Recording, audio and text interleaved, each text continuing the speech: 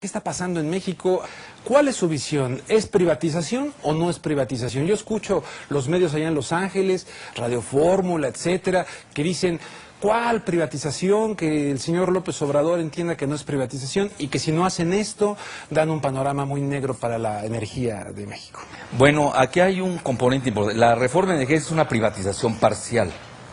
La mitad de lo que hace Pemex se le entrega a la iniciativa privada. Es decir, lo que es refinación, ductos, que es muy importante. Los ductos es, para que lo entienda la opinión pública, es como el sistema circulatorio. ¿Cómo puede funcionar el corazón sin venas y arterias? Entonces, los ductos incluso, hay la guerra de los ductos en Eurasia. Es decir, los ductos es un elemento de la más alta geoestrategia. Todo lo que es el Cáucaso, Asia Central. Afganistán siempre ha estado en ese escenario. Entonces, entregar los ductos es entregar la seguridad nacional. Eso es muy peligroso, porque además la empresa privada en México no tiene la capacidad ni el know-how para, primero, construirlas y, seguro, cuidarlos. Pero eso es lo que ellos dicen, justamente, que por eso están invitando a la inversión extranjera, etcétera. No, yo hablo de la empresa extranjera. Y ellos van a invitar, a su vez, a la empresa extranjera a que hagan las labores, por eso pueden hacer esa labor de triangulación. Entonces es muy peligroso en ese sentido. Bueno, eso de que está quebrada Pemex, bueno, pues yo no entiendo como una empresa que deja el 10% del PIB, del Producto Interno Bruto, esté quebrada. Dejó 104,000 millones de dólares el año pasado. Es decir, 80,000 millones de dólares libres de ganancia y antes de impuestos, que obviamente se lo lleva todo. O sea, este diagnóstico reciente de Reyes Pero no hay diagnóstico. ¿Y cómo se llama, Georgina? No hay diagnóstico. Ese que vieron, que dijeron. Ellos están dando un tratamiento neoliberal sin el paciente. Si no hay, además, los diagnósticos se pueden equivocar. ¿Qué garantía hay de que ellos hagan buenos diagnósticos? Además, son los mismos fracasados de hace 25 años los que hoy nos están proponiendo una nueva reforma, que además va en el plan del negocio, y ahorita me elaboro esta situación. ¿Quiénes son los 25 años de fracasados? Estamos hablando de la Bastida Ochoa, es el presidente del Comité de Energía del Senado, ya fue secretario del Patrimonio Nacional, que en ese entonces se llamaba la Secretaría de Energía, con Miguel de la Madrid. Gamboa Patrón fue el secretario particular de Miguel de la Madrid hace 25 años y hoy es el líder camaral del PRI. Reyes Heroles fue secretario de Energía con Zedillo.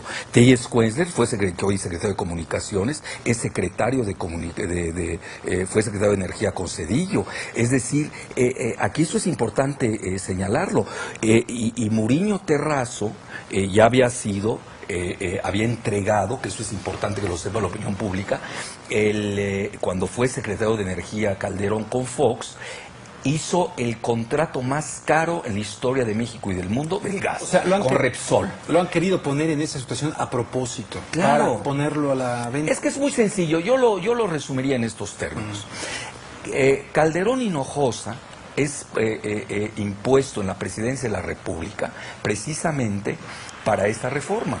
Lo que pasa es que la quería todavía más amplia, no lo pueden hacer de frente a la nación, lo hacen en lo oscurito y en forma tangencial, porque hay un rechazo de la opinión pública, el 85% de la opinión pública está en contra. Ellos mismos aceptan que la mitad, que ya es ganancia, la mitad. Pero esto no sale en los medios masivos de comunicación de México, que son totalmente totalitarios. Ni la Unión Soviética llegó a tener los medios tan totalitarios que hoy tenemos en México. Así sí. Peor. Pero lo que quiero llegar yo resumiendo, Calderón Hinojosa, por lo que hemos visto, es el hombre de Repsol y Muriño Terrazo. Reyes Heroles González Garza es el cabildero, en México le llamamos coyotes, el cabildero de las transnacionales tejanas, que lo fue en el interludio de cuando fue secretario de Energía y ahora director de Pemex. Luego, Telles Kuenzler, secretario de Comunicaciones, es el representante del grupo Carlyle en México, que es un conglomerado de la familia Bush y de Osama Bin Laden, que eso tampoco hay que olvidarlo. Bueno, y luego tenemos que Georgina Kessel, la secretaria de Energía, es una empleadita del Consejo Coordinador Empresarial y del Consejo de Hombres de Negocio de México, que preside Claudio X González, presidente de Kimberly-Clark, que es una empresa de Bush y de Salinas. Entonces yo hago la pregunta, ¿y quién defiende a México?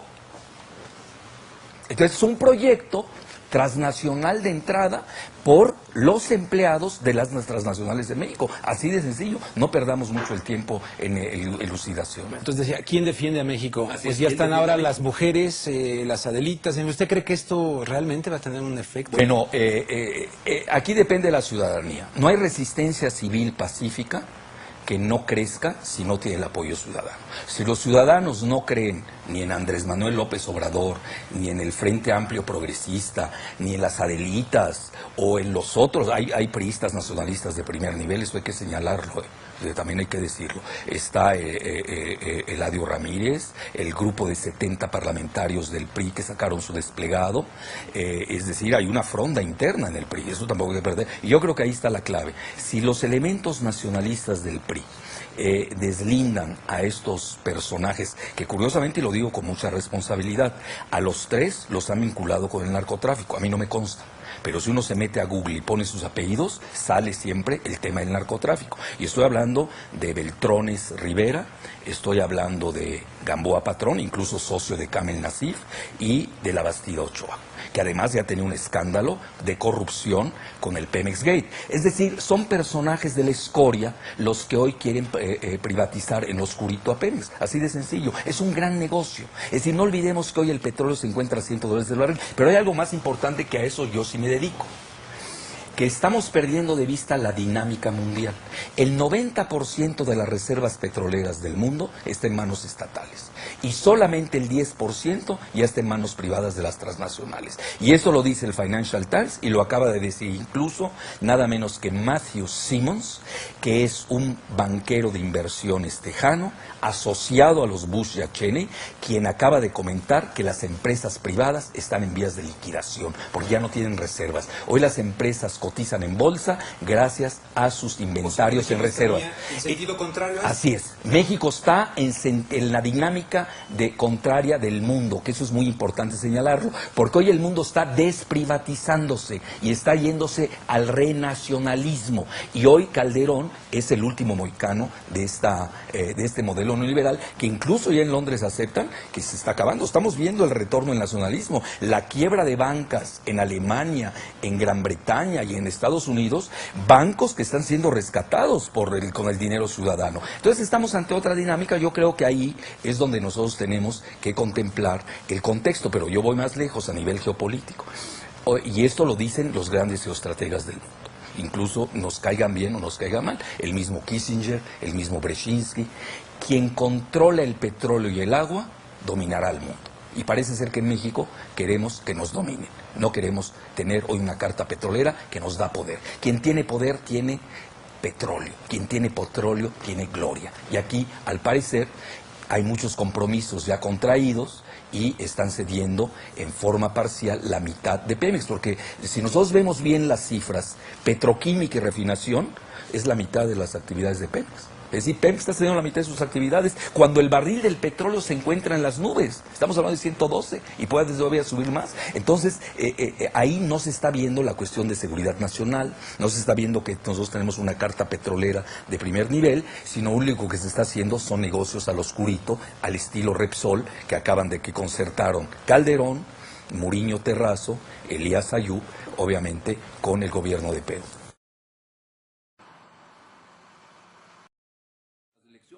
Oiga, todo esto del ASPAN, la iniciativa Mérida, estas cuestiones, ¿cómo dejan a México? Bueno, México cada día se está volviendo una franquicia tejana y gallega, desgraciadamente.